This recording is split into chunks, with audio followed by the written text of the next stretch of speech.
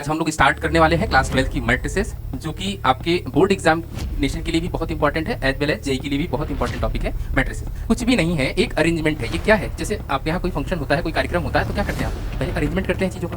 भाई देखिए, सब्जी लेके आना है और हलवाई करना है, बहुत सारी चीज़ें होती है, कैटरर्स को हमें बुक करना है, लॉन बुक करना है, तो वो क्या हो रहा है? अरेंजमेंट हो रहा है बेटा। तो यहाँ पे क्या है? मैट्रिक्स भी क्या है? एक अरेंजमेंट है।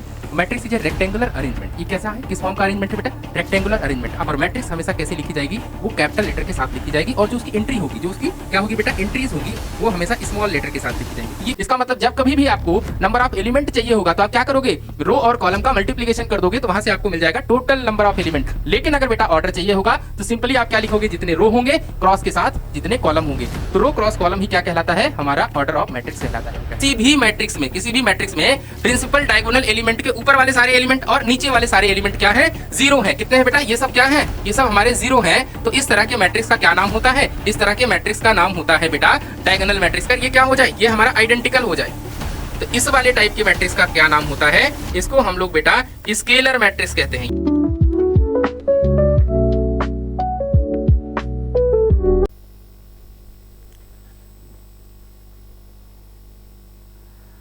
तो मेरे प्यारे बच्चों, आज हम लोग स्टार्ट करने वाले हैं क्लास 12 की मैट्रिसेस, जो कि आपके बोर्ड एग्जामिनेशन के लिए भी बहुत इंपॉर्टेंट है, एज वेल एज जेई के लिए भी बहुत इंपॉर्टेंट टॉपिक है मैट्रिसेस। जो बच्चे क्लास 11 के हैं और वो भी देख रहे हैं, तो बेसिक से हम स्टार्ट कर रहे हैं, आपको पूरी कहानी समझ में आ जाएगी। और मैट्रिक्स किसी और चैप्टर से लिंक नहीं है बेटा, ये एक इंडिविजुअल चैप्टर्स है। तो आपको ये डरने की बात नहीं है कि पीछे वाला हमने कुछ पढ़ा नहीं है तो हमको समझ में नहीं आएगा, ऐसी कोई प्रॉब्लम यहाँ आने वाली नहीं है। ठीक है, चलिए आज स्टार्ट करते हैं हम लोग। पहले तो हम लोग डेफिनेशन की बात करेंगे कि मैट्रिक्स होती क्या क्या है, उसके बाद देखेंगे क्या प्रॉपर्टीज़ हैं, टाइप ऑफ मैट्रिक्स, ये सारी चीज़ें हम लोग बेटा देखने वाले हैं। ठीक है, देखो बेटा, सबसे पहले क्या क्या हम कवर करेंगे आज, ये हम देख लेते हैं। तो हम लोग कवर करने वाले हैं बेटा, पहले इंट्रोडक्शन, मैट्रिक्स का जो भी इंट्रोडक्शन है क्या होता है वो देखेंगे। टाइप ऑफ मैट्रिक्स पढ़ेंगे, फिर बेटे उसकी जो भी कैरेक्टरिस्टिक्स होती हैं मैट्रिसेस की उसकी बात करेंगे। ऑपरेशन ऑन मैट्रिक्स पढ़ेंगे, फिर ट्रेस ऑफ मैट्रिक्स। ठीक है, इतनी चीज़ें आज हम इस वाले लेक्चर में कवर करने वाले हैं। ठीक, चलिए तो देखते हैं बेटा। पहला कि डेफिनेशन क्या कहती है। डेफिनेशन कहती है मैट्रिक्स की बेटा कि ये कुछ भी नहीं है, एक अरेंजमेंट है। ये क्या है? जैसे आप यहाँ कोई फंक्शन होता है, कोई कार्यक्रम होता है, तो क्या करते हैं आप? पहले अरेंजमेंट करते हैं चीज़ों का कि भाई देखिए, सब्जी लेके आना है और हलवाई करना है, बहुत सारी चीज़ें होती है, कैटरर्स को हमें बुक करना है, लॉन बुक करना है, तो वो क्या हो रहा है? अरेंजमेंट हो रहा है बेटा। तो यहाँ पे क्या है? मैट्रिक्स भी क्या है? एक अरेंजमेंट है। Matrix is a rectangular arrangement. ये कैसा है? किस फॉर्म का अरेंजमेंट है बेटा? Rectangular arrangement. आप सबको पता है रेक्टेंगल की कहानी, आप जानते ही हो। तो बस वो क्या कहता है कि ये एक रेक्टेंगुलर अरेंजमेंट है। किसका किसका सर अरेंजमेंट है? वो नंबर हो सकता है। क्या हो सकता है बेटा? नंबर्स हो सकते हैं, हमारे नंबर्स का हम अरेंजमेंट कर लें या फिर बेटा वेरिएबल्स हैं, जो भी हमारे वेरिएबल्स एक्स वाई जेड, उनका अरेंजमेंट कर रहे हैं, सिंबल्स का कर रहे हैं, या फिर एक्सप्रेशंस का कर रहे हैं। ठीक, तो अगर मैं क्या कर रहा हूँ? अरेंजमेंट कर रहा हूँ रेक्टेंगल फॉर्म में किसी ऑब्जेक्ट का, किसी नंबर्स का, किसी सिंबल का, तो इस अरेंजमेंट का ही नाम क्या है? मैट्रिसेस है बेटा, मैट्रिक्स है। ठीक है, यानी कि मैट्रिक्स की कोई फिक्स वैल्यू नहीं होती है, एग्जैक्ट वैल्यू नहीं होती, ऐसे आप कह सकते हैं। तो हमारा जो मैट्रिक्स होता है वो कुछ भी नहीं है, एक क्या है? एक अरेंजमेंट है। एक क्या है बेटा? अरेंजमेंट है। ठीक, तो देखिए इसको रिप्रेजेंट कैसे करते हैं। तो मैट्रिक्स को रिप्रेजेंट करने का जो तरीका होता है वो बेटा हम लोग इस तरह से बड़े ब्रैकेट के साथ, दिख रहा है, तो ऐसे भी हम लोग रिप्रेजेंट करते हैं, या फिर कहीं कहीं पे आपको इस तरह का भी रिप्रेजेंटेशन मिलेगा। तो मैट्रिक्स को रिप्रेजेंट करने का ये तरीका होगा बेटा। देखिए इसमें दो चीज़ें होंगी, एक तो हमारे पास रो होगा, एक बेटा क्या होगा? एक हमारे पास कॉलम होगा। एक क्या होगा? कॉलम होगा। तो जो हॉरिजॉन्टल, अगर मैं हॉरिजॉन्टली मूव करूंगा, इसका मतलब मैं रो में अरेंज कर रहा हूं, और वर्टिकली में अगर मैं वर्टिकल लाइन की तरफ मूव कर रहा हूं, तो इसका मतलब मैं ऑब्जेक्ट को किस तरह से अरेंज कर रहा हूं? कॉलम वाइज में अरेंज कर रहा हूं। ठीक, अगर इसके नोटेशन की बात किया जाए, तो इसको हम लोग बेटा, जो भी मैट्रिक्स को आप रिप्रेजेंट करेंगे वो हमेशा कैपिटल लेटर के साथ करेंगे। किसके साथ करेंगे बेटा? कैपिटल लेटर के साथ। तो अगर कहीं पर ऐसा लिखा गया AIJ, क्या लिखा गया है बेटा? इस तरह से लिखा, कैपिटल A इक्वल्स टू क्या लिखा गया बेटा? AIJ लिखा गया है, तो इसका मतलब है कि ये एक मैट्रिक्स से लिखी गई है। क्या लिखी गई है बेटा? एक मैट्रिक्स से लिखी गई है, जहाँ पे स्मॉल IG क्या रिप्रेजेंट करता है? वो एंट्री को रिप्रेजेंट करता है। किसको रिप्रेजेंट करता है बेटा? एंट्रीज को रिप्रेजेंट करता है। I क्या है? I हमारा रो है, आई हमारा क्या है बेटा, ये नंबर ऑफ रो लिखा गया है, और जो जे है बेटा ना वो हमारा क्या है, वो हमारा नंबर ऑफ कॉलम हो गया। ठीक है, ये याद रखना है। अगर कहीं पर आपको ऐसी एंट्रीज, ऐसा सिंबल रिप्रेजेंट करके लिखा गया है, इस तरह से नोटेशन है, तो आप समझ जाइए ये किसका नोटेशन है, किसको रिप्रेजेंट करने का तरीका है, ये मैट्रिक्स को लिखने का तरीका है, रिप्रेजेंट करने का तरीका है। और मैट्रिक्स हमेशा कैसे लिखी जाएगी, वो कैपिटल लेटर के साथ लिखी जाएगी, और जो उसकी एंट्री होगी, जो उसकी क्या होगी बेटा, एंट्रीज होंगी, वो हमेशा स्मॉल लेटर के साथ लिखी जाएंगी। तो ये क्या है सर, ये हमारी एंट्रीज है, ये हमारी क्या है, ये हमारी एंट्रीज है। और ये क्या है, मैट्रिक्स को लिखने का सेंस है, तरीका है बेटा। क्लियर हो गया। तो यानी मैट्रिक्स क्या होता है, किसी नंबर को लिखने का, किस ऑर्डर में लिखना है हमको, उसको हमें रेक्टेंगुलर अरेंजमेंट करना है, नंबर्स का, डेटा का, सिंबल का, इस तरह जो भी हमारे पास ऑब्जेक्ट है, अगर मैं क्या करूं, उसे रेक्टेंगुलर अरेंजमेंट कर देता हूं, तो वो क्या कहलाएगा, वो हमारा मैट्रिक्स कहलाएगा। और मैट्रिक्स को हमेशा हम लोग कैपिटल लेटर के साथ रिप्रेजेंट करेंगे। उसको लिखने का क्या तरीका, उसकी एलिमेंट को किस तरह से लिखेंगे, कहाँ पे लिखेंगे, तो बेटा इस तरह से हम लोग क्लोज ब्रैकेट के साथ लिख सकते हैं, या फिर इस तरह से हम लोग इसके अंदर भी हम लोग एंट्रीज को लिखेंगे। ठीक है, ये हमारी एंट्रीज कहलाती, क्या कहलाएंगी, एंट्रीज कहलाएंगी। ठीक, आइए देखिए, अब आती है बात ऑर्डर ऑफ मैट्रिक्स और कैसे लिखा। देखिए मेरे बच्चे, हमने क्या किया, यहाँ पे एक मैट्रिक्स लिखा हुआ है, आप देख पा रहे हो, ये क्या लिखा गया, एक मैट्रिक्स लिखा गया है। तो ये जो है ए, जो कैपिटल ए है, मैट्रिक्स को रिप्रेजेंट कर रहा है, और ये लिखा 12 लिखा है, 23 लिखा है, ये 32 लिखा है, ये हमारे सारे एलिमेंट है। ये क्या है, ये क्या है, एलिमेंट है। इसी को हम लोग बेटा एंट्री भी कहते हैं, ये हमारे एलिमेंट है, और इसी को हम क्या कहेंगे, इसी को बेटा एक और नाम से हम जानते हैं, एंट्री के नाम से भी जानते हैं। इसी को हम क्या बोलेंगे, इसी को हम एंट्री भी कहते हैं। ठीक है, ये बात आपको ध्यान रखना है। एलिमेंट बोल सकते हैं या फिर आप एंट्री भी बोल सकते हैं, इसमें कोई दिक्कत वाली बात नहीं है। तो अगर आपसे कोई पूछे कि इसमें कितनी एंट्री है, कितने एलिमेंट है, तो आप काउंट भी कर सकते हैं, 1 2 3 4 5 6। तो टोटल नंबर ऑफ एलिमेंट की अगर मैं बात करूंगा, टोटल नंबर ऑफ यहाँ पे किसकी बात की जा रही है, नंबर ऑफ एंट्री की बात अगर की जा रही है बेटा, तो कितने हो गए बेटा, यहाँ तो 6 एंट्रीज दिखाई दे रही हैं। कितनी एंट्रीज दिखा दे रही है बेटा, 6 एंट्रीज दिखाई दे रही हैं। अब देखिए जरा, ये जो एंट्री लिखी हुई है वो किस फॉर्म में लिखी गई है, तो आप सबको पता चल रहा है कि ये हमारी रो और कॉलम में, बेटा इस वाली लाइन को हम R1 बोलेंगे, यानी पहला रो बोलेंगे, यानी इसको क्या कहेंगे बेटा, ये हमारा रो है। क्या है, कौन सा वाला रो है, ये हमारा पहला रो है। कौन सा रो है बेटा, फर्स्ट वाला रो है। This one is second row, ये क्या है हमारा, इसको हम R2 बोल दे रहे हैं, इसका मतलब ये सेकेंड रो है। सिमिलरली आप देखिए जरा, इसको आप लोग C1 कहेंगे, यानी कॉलम फर्स्ट, इसको आप कहेंगे बेटा C2, और इसको आप कहेंगे बेटा C3। ठीक है बेटा, अब देखिए यहाँ पे कितने रो हैं, अगर आप यहाँ पे ध्यान से देखेंगे तो नंबर ऑफ रो यहाँ पे 2 है। और अगर मैं बेटा बात करूंगा, इसकी बात करूंगा बेटा कॉलम, तो आप देख पा रहे हैं यहाँ पे कॉलम की संख्या कितनी है, 3 है। तो कुल मिला के अगर इस मैट्रिक्स की ऑर्डर की बात की जाए, इस मैट्रिक्स की ऑर्डर की बात की जाएगी, तो ये जो मैट्रिक्स हमने ए वाला लिखा है बेटा ना, ये जो भी मैट्रिक्स हमने लिखा हुआ है एंट्री के साथ, तो ये किस ऑर्डर का है बेटा, तो आप कहेंगे सर इसका जो ऑर्डर है वो 2 क्रॉस 3 है। 2 इंटू 3 आप नहीं बोलेंगे बेटा, ठीक है, क्या बोलेंगे, 2 क्रॉस 3 का ऑर्डर है। पहले बेटा रो लिखा जाता है। आप इस बात का ध्यान रखिएगा कि जब भी कहीं पर कुछ भी ऑर्डर लिखा जाएगा तो पहले हम लोग किसको लिखेंगे बेटा, रो को लिखेंगे, देन आप किसको लिखेंगे बेटा, देन आप कॉलम को लिखेंगे। ठीक है, तो ऑर्डर ऑफ मैट्रिक्स की बात अगर की जाएगी तो ध्यान रखिएगा कि जिस भी आपने ऑर्डर में लिखा है, किसके साथ, रो और क्रॉस कॉलम के साथ, रो क्रॉस कॉलम के साथ जो भी आपने लिखा हुआ है वही आपकी क्या कहलाएगी, वही आपकी ऑर्डर ऑफ मैट्रिक्स कहलाएगी। यही डेफिनेशन भी कह रहा है। क्या कह रहा है, देखिए जरा डेफिनेशन की बात करें। Order of a matrix denote the arrangement of elements as number of row. किसकी बात कर रहा है बेटा, number of row and number of column. ये क्या है, ये एलिमेंट का अरेंजमेंट है। कैसा अरेंजमेंट बेटा, रो एंड कॉलम के जरिए, रो एंड कॉलम के माध्यम से हम अगर इसका अरेंजमेंट कर दें तो वही क्या कहलाएगा, वही हमारा कहलाता है ऑर्डर ऑफ मैट्रिक्स। तो आप इस मैट्रिक्स की अगर आपसे कोई पूछते कि इसका ऑर्डर क्या है सर, तो आप क्या बताएंगे, सर इसमें 2 रो है और 3 कॉलम है, that means order of the matrix is 2 cross 3। ठीक है, यहाँ तक की बात क्लियर है बेटा। अब आइए बेटा हम बात करते हैं कितने नंबर ऑफ एलिमेंट हैं इसमें, कितने नंबर ऑफ एलिमेंट है। तो बेटा देखिए, अगर हम नंबर ऑफ एलिमेंट की बात करें, नंबर ऑफ एलिमेंट, ठीक है, या एंट्री एलिमेंट की अगर हम बात करेंगे बेटा, तो याद रखिएगा नंबर ऑफ रो कर दो, row into number of column करने पर आपको क्या मिल जाएगा? अगर हम number of row into number of column कर देंगे तो आपको मिलेगा टोटल नंबर ऑफ एलिमेंट। क्या मिल जाएगा? देखिए यहाँ पे कितना रो है? 2 है। कॉलम कितना है सर? 3 है। तो आंसर कितना आ गया? 6। देखिए क्या 6 एलिमेंट ही इस मैट्रिक्स में दिए हुए थे? आप बोलोगे हाँ सर। इसका मतलब जब कभी भी आपको नंबर ऑफ एलिमेंट चाहिए होगा तो आप क्या करोगे?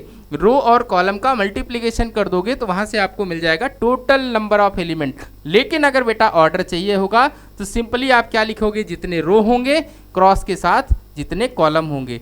तो रो क्रॉस कॉलम ही क्या कहलाता है? हमारा ऑर्डर ऑफ मैट्रिक्स कहलाता है बेटा। ठीक है, चलिए यहाँ तक की बात आई होप आपको समझ में आई होगी।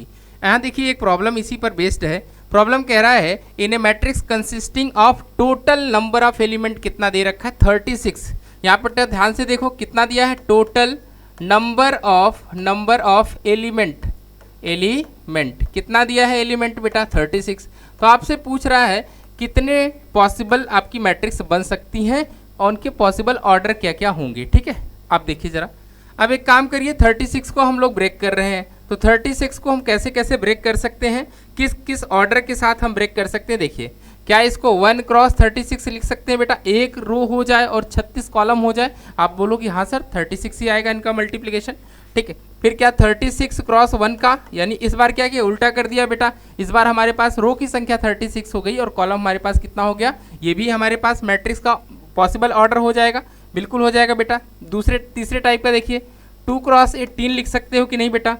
हमारे पास रो की संख्या कितनी हो जाए? 2 हो जाए। कॉलम कितना हो जाए बेटा? कॉलम हमारे पास 36 हो जाए। तो ये भी क्या है? एक पॉसिबल ऑर्डर है हमारे मैट्रिक्स का। अब अगेन देखिए बेटा 18 क्रॉस 2 भी लिख सकते हो आप। फिर देखो बेटा 3 क्रॉस 12 लिख दो। अगला क्या पॉसिबल ऑर्डर हो बेटा? 12 क्रॉस 3 लिख सकते हैं। फिर बेटा देखिए 4 क्रॉस 9 और बेटा एक और हमारे पास पॉसिबल ऑर्डर है 9 क्रॉस 4। तो आप देख पा रहे हो इन सबका मल्टीप्लिकेशन 36, यानी टोटल नंबर ऑफ एलिमेंट कैसे पता चलता है? रो और कॉलम के मल्टीप्लिकेशन से। तो मेरे बच्चे अगर इन सब में किसी को भी उठा के आप मल्टीप्लिकेशन करेंगे तो एलिमेंट की संख्या 36 आएगी। इसका मतलब ये सारे क्या हैं? ये हमारे पॉसिबल ऑर्डर हैं। तो कितने पॉसिबल ऑर्डर हैं बेटा? काउंट कर लीजिए। एक फर्स्ट, ये हमारा सेकेंड हो गया बेटा, ये हमारा थर्ड हो गया, ये दिस वन इज फोर्थ, और ये हमारा 5, 6, 7, 8। तो यानी टोटल कितने पॉसिबल ऑर्डर है? तो टोटल हमारे पास अगर पॉसिबल ऑर्डर की बात कर रहा है तो टोटल पॉसिबल ऑर्डर बेटा 8 है। यानी 8 टाइप की मैट्रिक्स हम लोग फॉर्म कर सकते हैं, बना सकते हैं इन 36 एलिमेंट के मदद से, उनका हेल्प से। ठीक है बेटा, क्लियर हो गया? चलिए आगे देखते हैं। एक और प्रॉब्लम दे रखा है, जरा ध्यान से देखिएगा। अच्छा प्रॉब्लम है ये। बोल रहा है यूजिंग 6 डिस्टिंक्ट डिजिट। हमारे पास कितने 6 क्या है डिजिट? क्या है? टोटल नंबर ऑफ एलिमेंट यानी कितने हैं? 6 हैं। वो सारे कैसे हैं? डिस्टिंक्ट हैं, अलग अलग हैं। How many different matrices can be formed? कितने अलग अलग तरीके की मैट्रिक्स आप बना सकते हैं, ऐसा पूछ रहा है। देखिए बेटा टोटल कितने एलिमेंट हमारे? 6 हैं। तो इनके पॉसिबल ऑर्डर आप बना सकते हैं 1 क्रॉस 6 का बना सकते हैं। 6 क्रॉस बेटा 1 हो सकता है, फिर 2 क्रॉस का 3, या फिर बेटा 3 क्रॉस 2। तो यही हमारे 4 टाइप की ही तो मैट्रिक्स बनाई जा सकती हैं। कितने टाइप की बेटा? 4 टाइप की ये हमारे डिफरेंट मैट्रिसेस आप फॉर्म कर सकते हैं। जरा देखिए एक मैं करके दिखाता हूँ। मान लीजिए आपने ये वाला सेलेक्ट किया, 2 क्रॉस 3 की कोई मैट्रिक्स बना रहे हैं। तो इसका मतलब क्या हो गया? उसमें 2 रो होंगे। कितने रो होंगे बेटा? 2 रो। पहला ये 2 हो गया बेटा, ये हमारे पास 2 रो हो गए। और कितने कॉलम होंगे सर? 3 कॉलम होंगे। अब ये बात कर रहा है, कह रहा है कि डिफरेंट एलिमेंट है। कैसे एलिमेंट है बेटा? डिफरेंट एलिमेंट का यूज करके मुझे डिफरेंट मैट्रिसेस बनानी है। जरा बात को समझो। इसका मतलब ये है कि जो यहाँ पे इंट्रीज होगी उसके यहाँ पे एलिमेंट रखा जो जाएगा उसको कितने तरीके से रख सकते? तो आप कहोगे सर उसको रखने के 6 तरीके होंगे। मान लीजिए मैं नंबर ही लिख दे रहा हूँ 1 2 3 4, ये 5 और ये हो गया 6। बताइए सारे डिजिट डिफरेंट हैं? बिल्कुल है, कोई रिपीटिशन तो हुआ ही नहीं। अब इस प्लेस को भरने के कितने तरीके? तो आप बताओगे सर इसको भरने के 6 तरीके। कितने तरीके बेटा? 6 तरीके। फर्दर इस वाले प्लेस को भरने के कितने तरीके? तो इसको बेटा 5 तरीके से भर सकते। फिर अगली बात करें, इसको फिल करने के कितने तरीके? 4 तरीके। सिंपली इसको फिल करने के बेटा कितने तरीके आएंगे? 3 तरीके आएंगे। और इसको फिल करने के बेटा 2 तरीके आएंगे और इसको फिल करने के 1 तरीका आएगा।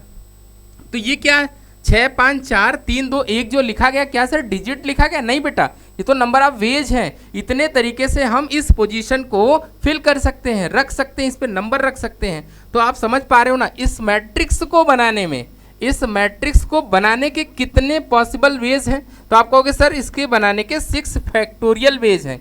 कितने वेज हैं बेटा? इसके 6 फैक्टोरियल वेज हैं। और एक बात बताइए, आपके पास इसके पॉसिबल ऑर्डर क्या है? तो सबके पॉसिबल ऑर्डर आप देखो, 1 क्रॉस 6 का बनाएंगे तो भी आपके पास 6 फैक्टोरियल बेस से ही मैट्रिक्स बनाएंगे बेटा। 6 क्रॉस 1 का बनाएंगे तो उसमें भी क्या होगा, 6 फैक्टोरियल बेस से ही मैट्रिक्स बना सकते हैं। क्यों बना सकते हैं? क्योंकि हमको क्या करना है, अलग अलग पोजीशन पे अलग अलग डिजिट रखना है, एक जैसा डिजिट हम नहीं रख सकते। मान लीजिए इस पे किसी ने 1 रख दिया, मान लीजिए 1 रखा, तो हो सकता है कोई बच्चा 2 रखा हो सकता है कोई बच्चा 3 रखा हो पहले पोजीशन पे, हो सकता है कोई बच्चा 5 या 6 भी तो रख सकता है। तो इस पहले पोजीशन को भरने के 6 तरीके। अब एक कोई नंबर चला गया तो सेकंड वाले पोजीशन पे, इस वाले पोजीशन पे क्या वो नंबर वापस आएगा? आप बोलोगे नहीं सर वो तो जा चुका है। तो यानी सेकंड पोजीशन को फिल करने के हमारे 5 तरीके होंगे बेटा। कितने तरीके? इसी तरीके से लास्ट तक आते आते केवल एक ही ऑप्शन बचेगा। दैट मीन्स इस मैट्रिक्स को बनाने के हमारे कितने वेज हो गए? 6 फैक्टोरियल वेज। और ये बताइए, ये 4 हमारे पास है तो इसमें 4 का मल्टीप्लिकेशन कर दीजिएगा तो ये आपका फाइनल आंसर हो जाएगा। बहुत ही अच्छा प्रॉब्लम बेटा, ध्यान से देखिएगा, ठीक है। तो अगर आपके पास डिफरेंट डिजिट है और आपसे पूछ रहा है कि कितने टाइप की मैट्रिसेस बनाई जा सकती है, तो वहाँ पे आपको परमुटेशन का यूज करना पड़ेगा, अरेंजमेंट का बेटा यूज करना पड़ेगा। एक अच्छा प्रॉब्लम है, इसको ध्यान से समझिएगा, फिर ट्राई करिएगा अगर एक बार में समझ में नहीं आता है तो, ठीक है। चलिए नेक्स्ट देखते हैं बेटा। यहाँ पे कह रहा है क्या करना है, यूज करना है using letters A B B B और C, how many distinct matrices are possible. अब बताइए मेरे बच्चे, कितने टोटल नंबर ऑफ एलिमेंट हैं बेटा? यहाँ पे टोटल नंबर ऑफ एलिमेंट कितने हैं? तो आप बताओगे sir total number of element तो 6 है। इसका मतलब पॉसिबल ऑर्डर क्या हो सकता है? पॉसिबल ऑर्डर बेटा तो यही हो सकता है, 1 क्रॉस 6 का बना सकते हो, या फिर 6 क्रॉस 1 का बनाओगे, या फिर 2 क्रॉस 3 का बनेगा, या बेटा 3 क्रॉस 2 का। ये क्या है हमारे पास? ये हमारे पॉसिबल ऑर्डर है। ये क्या है हमारे पास? पॉसिबल ऑर्डर लिख दिया हमने। अब एलिमेंट को भरना है। देखिए तो 6 एलिमेंट हैं आपके पास, तो उनको लिखने के कितने तरीके? 6 फैक्टोरियल। लेकिन आपने पढ़ा है कि अगर बेटा एलिमेंट रिपीट करता है, letter of the word repeat करने लगता है, तो क्या करते हैं, जो जितनी बार रिपीट किया है उससे क्या करते हैं हम लोग बेटा? डिवाइड कर देते हैं। क्या करते हैं? तो ए कितनी बार आया था? ए सर 3 बार आया था, 3 का डिवीजन करेंगे। बी कितनी बार आया था? 2 का डिवीजन करेंगे। इनटू में कितना सर कर देंगे? इनटू में बेटा हम 4 करेंगे। क्यों 4 करेंगे? क्योंकि पॉसिबल ऑर्डर सर 4 था, इसलिए हर एक के लिए ये तो एक मैट्रिक्स बनाने का तरीका है। ऐसे ही कितने मैट्रिक्सेस बनेंगी? यहाँ पे 4 मैट्रिक्स बनेंगी। तो ये बेटा हमारे पास है। जरा इसको सॉल्व कर लें तो 4 × 6 फैक्टोरियल का वैल्यू कितना होता है बेटा? 720 होता है। यहाँ पे कितना आ जाएगा? 6, और ये हमारे पास 2। अब इसको जरा सॉल्व करो, 2 से ये 2 क्या हो जाएगा? कैंसिल आउट हो जाएगा। 6 का यहाँ से करेंगे तो ये कितना आ जाएगा? 120। अब इसको मल्टीप्लाई करिए तो 240। तो यहाँ पे आपका आंसर आ जाएगा टोटल नंबर ऑफ वेज, कितने तरीके की मैट्रिक्स हम बना सकते हैं। तो 240 तरीके से इन मैट्रिक्स को हम लोग अरेंज कर सकते हैं, बना सकते हैं बेटा। क्लियर हो गया? बहुत अच्छा प्रॉब्लम है, ध्यान से करिएगा तो ज़्यादा बेहतर समझ में आएगा, ठीक है। आइए नेक्स्ट देखते हैं। ये तो आपके पास एनसीईआरटी का प्रॉब्लम है। कह रहा है कि number of all possible matrices of order 3 cross 3। आपको क्या करना है? एक 3 क्रॉस 3 का मैट्रिक्स बनाना है। 3 क्रॉस 3 का मैट्रिक्स आप सभी समझते हैं बेटा। ये पहला पोजीशन, क्योंकि ये जो है हमारा पहला एलिमेंट लिखा जा रहा है, पहले रो का और पहले कॉलम का एलिमेंट है, इसीलिए हम लोग यहाँ पे A11 लिख रहे हैं। आप सबको पता है ये जो एलिमेंट है उनकी पोजीशन है, एंट्री की पोजीशन है। अगर कोई यहाँ लिख रहा है तो आप बताइए किस रो का एलिमेंट है? तो आप कहोगे सर फर्स्ट रो का। कॉलम कौन सा बनेगा? सेकंड बनेगा, इसलिए यहाँ पे A12 लिखा जाता है, ठीक है बेटा। यहाँ पे कितना लिखा जाएगा? Similarly A13। क्यों A13 लिखा गया? क्योंकि पहले रो लिखना है देन कॉलम लिखना है। तो फर्स्ट रो का थर्ड एलिमेंट है, फर्स्ट रो थर्ड कॉलम का ये एलिमेंट है बेटा। सिमिलरली ये बेटा कौन सा रो आ जाएगा? सेकंड रो आएगा, और कॉलम कौन सा होगा बेटा? फर्स्ट ही होगा। A21 इसको क्या लिखेंगे A22, इसको क्या लिखेंगे बेटा A23। यहाँ पे हमारे पास आएगा A31, ये बेटा हो जाएगा A32 और ये हमारा हो जाएगा A33। आप देख पा रहे हो ये हमारे कितने ऑर्डर की मैट्रिक्स बन गई बेटा। तो जिस ऑर्डर की मैट्रिक्स उसने बोला, देखिए ये कौन सा है, पहला रो हो गया हमारा R1 हो गया, ये क्या हो गया बेटा R2 हो गया, और ये हमारा क्या हो गया R3। 3 रो मिल गए। कॉलम कितने चाहिए थे, 3 ही कॉलम चाहिए था, क्योंकि 3 क्रॉस 3 का मैट्रिक्स हमको बनाना है। तो ये किस ऑर्डर की मैट्रिक्स हमारी तैयार हो गई बेटा, 3 क्रॉस 3 की हमारी एक मैट्रिक्स हमने इस तरह से बना लिया। ठीक है बेटा। अब क्या बोला गया है क्वेश्चन में, कह रहा है number of all possible matrices of order 3 cross 3 with each entry 0 और 1। कह रहा है कि आपको एक ऐसी मैट्रिक्स बनानी है जिसकी हर एक एंट्री या तो 0 हो बेटा या तो 1 हो। ऐसा नहीं बोला गया है कि यहाँ पे कोई रिस्ट्रिक्शन और दे रखा हो कि नहीं भैया सारे नंबर हमारे 0 वाले नहीं हो सकते, या फिर सारे नंबर्स हमारे जो एंट्रीज है 1 नहीं हो सकती। कह रहा है इनके कॉम्बिनेशन से आप कुछ भी बना सकते हैं, कोई दिक्कत वाली बात नहीं है। अब मेरे बच्चे एक बात बताइए, जो ये पहला पोजीशन दिख रहा है उसके पास कितने ऑप्शन हैं, ये कौन कौन सी वैल्यू ले सकता है। तो आप बताओगे सर इसके पास तो 2 ऑप्शन है, कौन कौन सा ऑप्शन है, या तो वो 0 होगा या तो ये 1 होगा। इसमें कोई दिक्कत तो नहीं है। तो सिंपली हर एक जने के पास, हर एक एलिमेंट के पास कितने चॉइसेस, कितने ऑप्शन दिखाई देंगे। तो आप बताओगे सर सिंपली 2 ही ऑप्शन दिखाई है।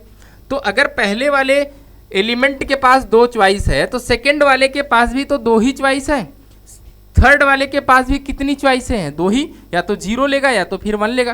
तो ऐसे करते करते बेटा टोटल पहले के पास 2 ऑप्शन, दूसरे के पास 2 ऑप्शन, तीसरे वाले के पास भी 2 ऑप्शन, ऐसे कितने एलिमेंट हैं बेटा, 9 एलिमेंट हैं सर।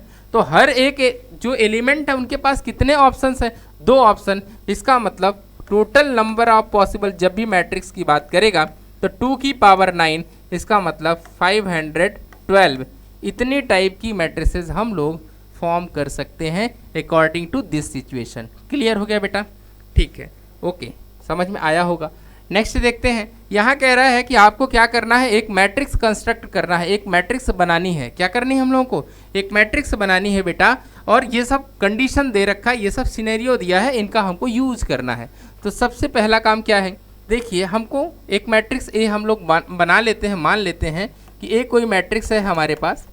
किस ऑर्डर की मैट्रिक्स बनानी है बेटा, यहाँ देखिए 3 क्रॉस 2 की बनानी है। इसका मतलब 3 रो होगा, 2 कॉलम होगा।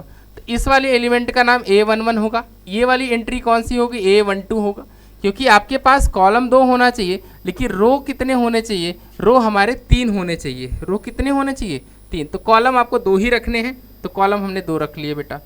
फिर ये वाला कौन सा होगा, 2 1 होगा, और ये बेटा हमारा 2 2 हो जाएगा। ये कितना होगा, 3 1 हो जाएगा, और ये हमारा 3 2 हो गया। ये बात समझ में आई आपको। चलिए अब जो सिचुएशन दिया है उसको आप देख लीजिए, ए आई जे किसके बराबर दिया है, mod of I plus 2j, mod of I plus 2j by में 3। अब देखिए बेटा A11 की अगर मैं बात करूं, इसका मतलब i की वैल्यू भी 1 है और j की भी वैल्यू कितनी रखनी है, 1 ही रखनी है। i की वैल्यू कितनी रखनी है बच्चा, i की वैल्यू सर 1 रखनी है। j की वैल्यू कितनी रखनी है, j की भी वैल्यू हमें 1 ही रखनी। चलिए रख लेते हैं यहाँ पे। तो देखिए क्या मिलेगा, 1 + 2 अपॉन में कितना आ जाएगा, 3। देखिए 3 से 3 कैंसिल होगा, इसका मतलब हमारा जो हमारी फर्स्ट एंट्री हुई उसकी वैल्यू 1 आ गई बेटा। ठीक है, सिमिलरली चलिए बात करते हैं बेटा A12 की। A12 का मतलब क्या है, i की वैल्यू 1 रखना है और j की वैल्यू हमें 2 रखना है। ठीक है, तो यहाँ पे रखिए 1 प्लस में 2 × 2 कर दो, 2 × 2 अपॉन में कितना आएगा, 3। तो इसका मतलब आ गया ये हमारा आएगा 5/3 आ गया। सिमिलरली बेटा A21 यानी i की वैल्यू इस बार 2 रखनी है, तो ये 2 हो जाएगा, और j की वैल्यू बेटा 1 रखनी है। कितनी रखनी है, 1 ही रखनी है। तो ये देखिए आंसर आएगा 4/3। फिर बेटा हमें निकालना है A22 यानी इस बार i की वैल्यू भी 2 है और j की भी वैल्यू कितनी है, 2 है। तो 2 + 2 × 2 डिवाइडेड बाई बेटा कितना हो जाएगा, 3। तो देखिए आ गया 6 को 3 से अगर डिवाइड करोगे तो यहाँ से आंसर आएगा 2 आ जाएगा। और जो भी एलिमेंट बच रहे हैं उनकी वैल्यू भी निकाल लीजिए। अगला कौन सी वैल्यू बच रही है हमारी, ये हमारा A22 हो गया। A31 निकाल लीजिए, यानी i की वैल्यू 3 रखिएगा, j की वैल्यू अभी भी 1 रखना है। इसको ज़रा डिवाइड करिए तो यहाँ मिलेगा 3 + 2 यानी 5। तो A31 की वैल्यू कितनी आ जाएगी, 5/3 आ जाएगी। ठीक है बेटा, अब बेटा निकालना है A32, तो इसका मतलब यहाँ पे तो 3 रहेगा और ये 2 2 जा 4 अपॉन में 3, ये हमारे पास A32 की वैल्यू आ जाएगी बेटा 7/3।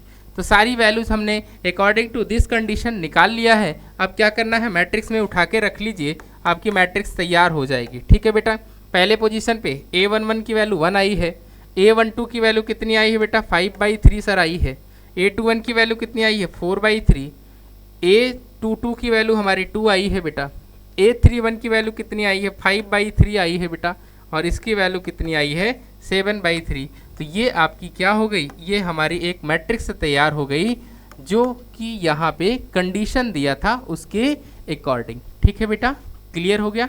इसको आप लोग स्क्रीनशॉट लेना है तो ले लीजिए, बहुत आसान शब्दों में मैंने आपको समझाया है। ठीक है,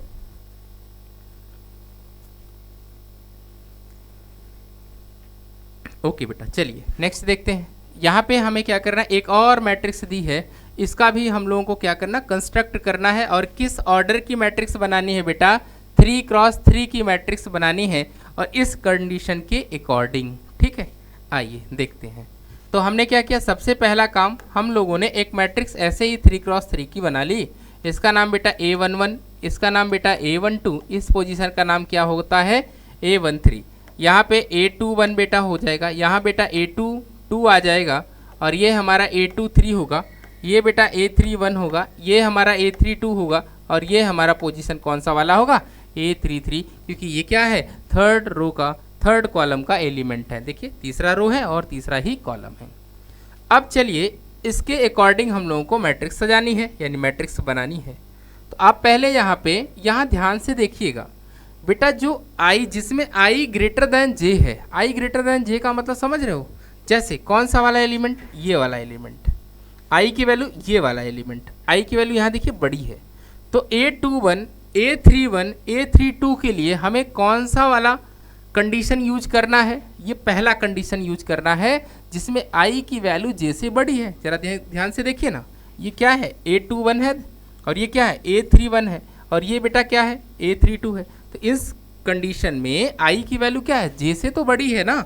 और बताइए कोई कंडीशन दिख रहा है आपको, नहीं दिख रहा है। तो सबसे पहले हम लोग निकालते हैं A21। A21 I की जगह कितना रखना है 2 रखना है बेटा, J की जगह 1 रखना अपॉन में 2, तो यहाँ से आंसर आपका आ जाएगा 1/2। सिमिलरली आप क्या निकालेंगे बेटा A31 निकाल लीजिए, तो यहाँ हो जाएगा 3 माइनस का 1/2, तो ये आपका आंसर आ जाएगा 1।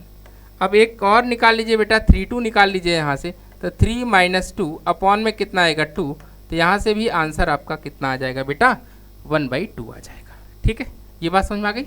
तो आपके पास ये 3 एलिमेंट आ गए। अब कह रहा है जब I की वैल्यू J के बराबर है, जरा ध्यान से देखिए कहाँ कहाँ पे I की वैल्यू J के बराबर है। तो आप बताओगे सर ये वाले केस में I बराबर J है, I बराबर J है कि नहीं। इस वाले केस में भी I बराबर क्या है, I बराबर यहाँ पे भी J है और यहाँ भी केस में क्या है I बराबर J है। तो उससे किस वाले कंडीशन से हमारा एलिमेंट निकलेगा, इस कंडीशन से। तो अगर बेटा I बराबर J वाला हम निकालेंगे, यानी A11 की बात करें, तो 1 का स्क्वायर प्लस में आएगा 1 का स्क्वायर, यानी आंसर आपका 2 आएगा। ऐसे ही A22 की बात करें बेटा, 2 का स्क्वायर प्लस में 2 का स्क्वायर, तो आंसर यहाँ से 8 आ जाएगा। A33 की बात करें तो 3 का स्क्वायर प्लस में बेटा 3 का स्क्वायर, तो आंसर कितना आ जाएगा 18 आ जाएगा। ठीक है, ये केस समझ में आया आपको।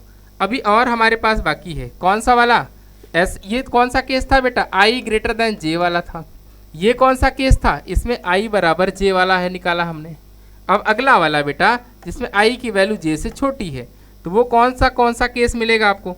तो देखिए ये आपको मिलने वाला है A12। A12 के लिए क्या कंडीशन यूज करनी है, देखिए जरा I प्लस J/2, तो क्या होगा 1 + 2/2 करेंगे, तो यहाँ से आपका आंसर आ जाए 2 कर लेंगे, तो यहाँ से आपका आंसर आएगा 3/2। ऐसे ही बेटा A13 कैसे निकलेगा, 1 + 3 अपॉन में बेटा 2, तो यहाँ से आंसर 2 आ जाएगा। एक और हमको रिजल्ट निकालना है A23 का निकालेंगे बेटा, तो 2 + 3 बाई में 2 कर दीजिएगा, तो 5/2 उसका आंसर आ जाएगा। ठीक है, ये हमने सारे एलिमेंट की वैल्यू यहाँ से जैसा कंडीशन दिया था उसके अकॉर्डिंग निकाल लिया। अब क्या करना, इनकी वैल्यू आप रख दीजिए, सबकी वैल्यू यहाँ पे क्या कर दीजिए, यहाँ सबकी वैल्यू उठा के उनके पोजीशन पे हम लोग रख देंगे। ठीक है, आइए रखते हैं। पहला पोजीशन कौन सा होता है बेटा, तो आप कहोगे सर पहला पोजीशन किसका होता है, A11 का। तो A11 की वैल्यू कितनी है, देखिए जरा ध्यान से, 2 है, ठीक है। इसके बाद आता है A12, A12 कहाँ से मिलेगा, यहाँ से मिलेगा, उसकी वैल्यू कितनी है, 3/2 है। A13 की वैल्यू कितनी है, 2 है। फिर A21 की वैल्यू देखो बेटा 1/2 है, ठीक है। A22 की वैल्यू कितनी है, 8 है बेटा। A32 की वैल्यू कितनी है, 23 का वैल्यू कितना है बेटा, 5/2 है। 31 कितना है, 31 देखिए जरा ध्यान से, 1 आ गया था। और बेटा 32 कितना आया, 32 की वैल्यू 1/2 है। और आपको पता है कि A33 की वैल्यू हमारी कितनी है, 18 है। तो ये जो भी कंडीशन दिया था उसके अकॉर्डिंग हम लोगों ने मैट्रिक्स बना लिया है बेटा। ठीक, कितना आसान क्वेश्चन था बेटा। तो इस तरह से कंडीशन को देखकर इस तरह का प्रॉब्लम बोर्ड में कई बार पूछा गया है। कुछ कंडीशन दे देंगे बेटा और आपसे बोलेंगे कि आप एक 2x2 की 2x3 की मैट्रिक्स को बनाइए। तो जैसा कंडीशन दिया रहेगा उसके अकॉर्डिंग आप मैट्रिक्स को बना सकते हैं बेटा, ठीक है। चलिए आगे देखते हैं। तो नेक्स्ट में हमें देखना है टाइप ऑफ मैट्रिक्स, ठीक है। जो भी मैट्रिक्स के कितने टाइप होते हैं, क्या क्या टाइप होते हैं, ये हम लोगों को देखना है। तो बेटा देखिए, पहला जो हमें है टाइप ऑफ मैट्रिक्स में जो पढ़ना है वो क्या है हमारा, वो बेटा हमारा है कॉलम मैट्रिक्स। क्या है हमारा, क्या है बेटा, ये कॉलम मैट्रिक्स। अब देखिए कॉलम मैट्रिक्स क्या होता है बेटा, देखिए एक ऐसा मैट्रिक्स जिसमें क्या हो बेटा, एक कॉलम हो, कितने, सिंगल कॉलम, ठीक है बेटा। ऐसा मैट्रिक्स जिसमें कितने नंबर ऑफ कॉलम हो, नंबर ऑफ कॉलम हमारे पास, याद रखिएगा, नंबर ऑफ कॉलम की जो संख्या है ना बेटा, कॉलम की संख्या है वो कितनी होनी चाहिए, 1 होनी चाहिए। अगर ऐसी कोई मैट्रिक्स आपको दिखाई देती है जिसमें नंबर ऑफ कॉलम की संख्या 1 हो, उस तरह की मैट्रिक्स को हम क्या नाम देंगे बेटा, उस तरह की मैट्रिक्स का नाम हमारा हो जाता है कॉलम मैट्रिक्स। क्या नाम होता है बेटा, फॉर एग्जाम्पल, जैसे एक एग्जाम्पल के लिए हम लोग मैट्रिक्स लिख रहे हैं बेटा, यहाँ पर जैसे 1 2 0 4।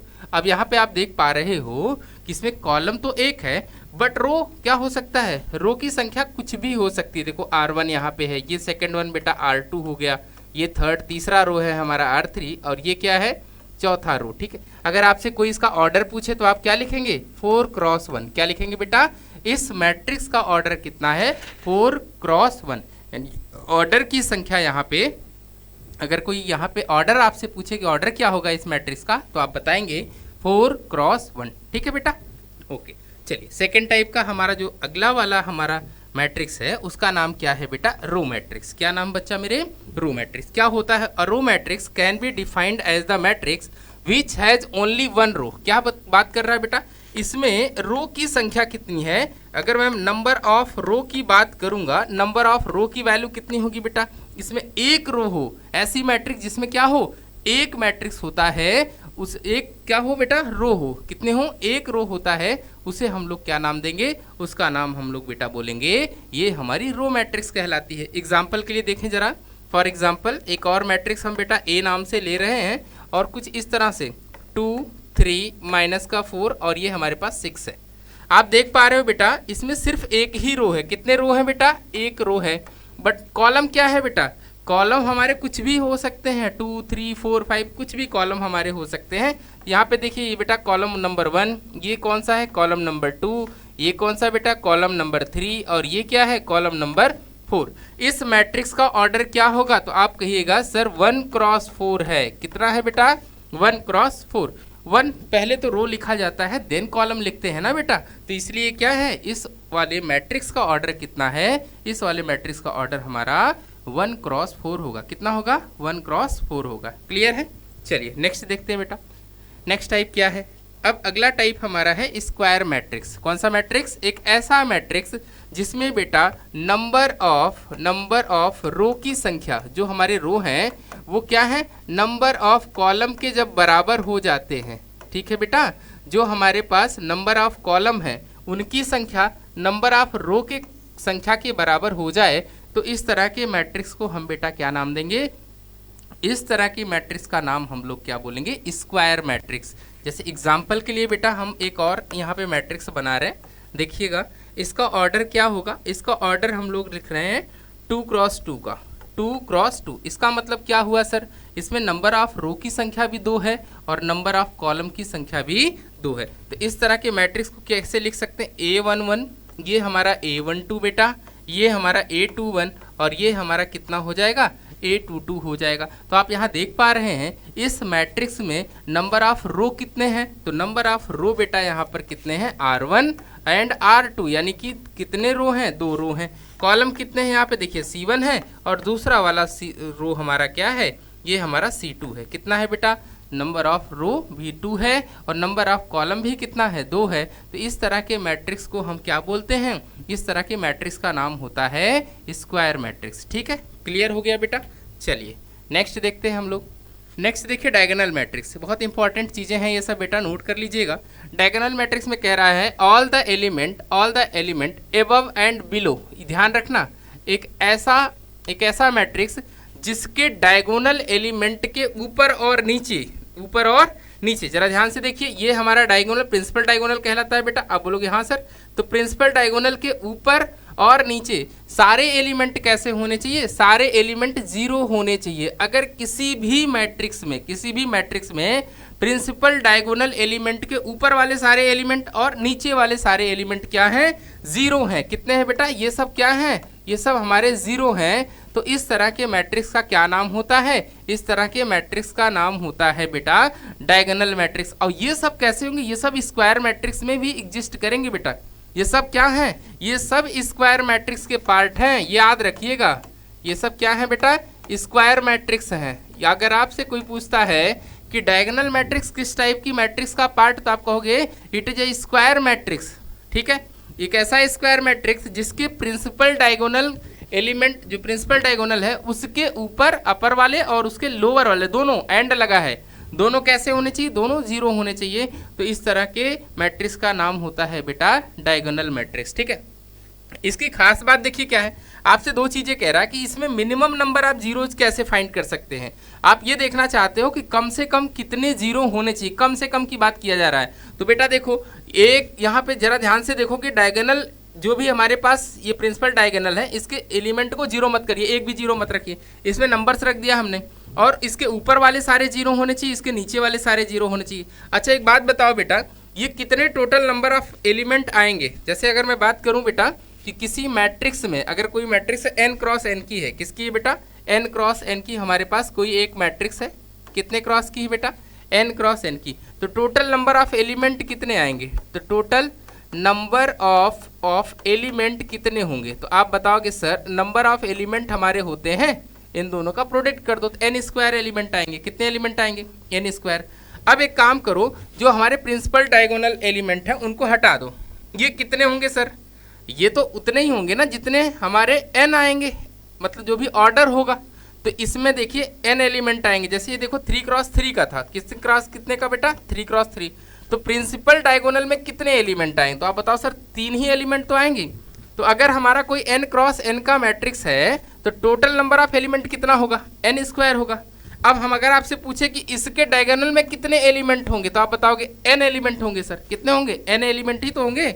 तो एक काम करो, n स्क्वायर में से अगर मैं n माइनस कर दूं, क्या करूं, n माइनस कर दूं, तो बेटा प्रिंसिपल डायगोनल के ऊपर वाले सारे एलिमेंट पता चल जाएंगे और नीचे वाले ही तो एलिमेंट पता चलेंगे। ये बात समझ में आ रही कि नहीं आ रही है। तो आप देख पा रहे हो ना कि प्रिंसिपल डायगोनल वाले एलिमेंट को अगर मैं टोटल नंबर ऑफ एलिमेंट से माइनस कर दूं, टोटल नंबर ऑफ एलिमेंट से क्या कर दूं, माइनस कर दूं, तो बचे हुए एलिमेंट पता चल जाएंगे। आप बोलोगे हाँ सर, तो हमें देख पा रहे हो इस वाली कहानी में बचे हुए प्रिंसिपल डायगोनल के बाद जो बचे हुए एलिमेंट है वो सब क्या है, वो सब तो सर 0 है ना। तो यही तो minimum number of zeros find करने का तरीका होगा। क्या होगा, n स्क्वायर माइनस n, इसको मल्टीप्लाई आप करोगे तो क्या मिलेगा, n स्क्वायर ऑफ -1, इतना n स्क्वायर माइनस n करोगे तो उससे क्या पता चल जाएगा, उससे आपको मिनिमम नंबर ऑफ 0 पता चलेगा। किस वाले केस में बेटा, जब आपकी मैट्रिक्स किस तरह की होगी, डायगोनल मैट्रिक्स होगी। ठीक है, अब देखिए एक बात और, मैक्सिमम नंबर ऑफ जीरोस कितने हो सकते हैं डायगोनल एलिमेंट में। तो मेरे बच्चे मैक्सिमम नंबर ऑफ जीरोस क्या करो, डायगोनल एलिमेंट जो भी है, क्या है डायगोनल एलिमेंट, आपने एक मैट्रिक्स बना लो। एक मैट्रिक्स हम बना दे रहे हैं आपके लिए, एक कोई मैट्रिक्स ए रख लिया। अब इसमें ये प्रिंसिपल डायगोनल मान रहे हैं 1, ये 2 और ये 3। इसमें सब कुछ ना कुछ हम भर दे रहे हैं, सारे एलिमेंट क्या करें, कुछ ना कुछ भरें, बस एक 0 छोड़ रहे हैं। क्या करें, एक एलिमेंट को वहाँ पे कर दो। यहाँ क्या है, जैसे यहाँ पे लिखा था 1 2 3 लिखा था, और यहाँ पे ये जीरो, ये जीरो, ये भी जीरो था, ये भी जीरो, ये जीरो और ये भी, तो ये तो क्या हो गया, जब इसमें मिनिमम नंबर आप जीरो जाए, क्या है, मिनिमम नंबर आप जीरो। अब आप चाहते हो कि मैक्सिमम नंबर आप जीरोज हो, कितने मैक्स, ज़्यादा से ज़्यादा जीरोज हो सकते हैं। तो एक काम करो बेटा, इस वाले प्लेस और इस वाले प्लेस को भी जीरो से फिल कर दो। किससे फिल कर दोगे, जीरो से फिल कर दो। तो ये क्या, इसको भी जीरो बना दो और इसको भी क्या कर दो, जीरो कर दो। तो अब ऐसा एक ही तो पोजीशन बचा कि जो नॉन जीरो वाला है, जो कैसा है, नॉन जीरो है। तो नंबर, मैक्सिमम नंबर आप अगर जीरोज पूछ रहा है कोई, तो आप क्या बताओगे, n square total number of element, उसमें से एक ऐसा पोजीशन माइनस कर दो जहां पे आपने नॉन जीरो एलिमेंट फिल किया था। ठीक है बेटा, तो इससे क्या पता चल जाएगा, इससे आपको पता चल जाएगा एक ऐसा डायगोनल एलिमेंट जिसमें आप मैक्सिमम नंबर आप जीरो फिल कर सकते हो, भर सकते हो। तो वो क्या होगा, एन स्क्वायर माइनस एन, यही बेटा फॉर्मूला है। ठीक है, आप इसको नोट कर लीजिए। मिनिमम नंबर आप जीरो अगर कोई पूछता है तो आप क्या बताएंगे, एन स्क्वायर माइनस का एन बताएंगे। और अगर आपसे कोई पूछता है मैक्सिमम नंबर आप जीरोज कैसे फाइंड कर सकते हैं बेटा डायगोनल एलिमेंट में, तो आप कहेंगे एन स्क्वायर माइनस वन। ठीक है, ये केसेस हैं। आइए नेक्स्ट देखते हैं बेटा।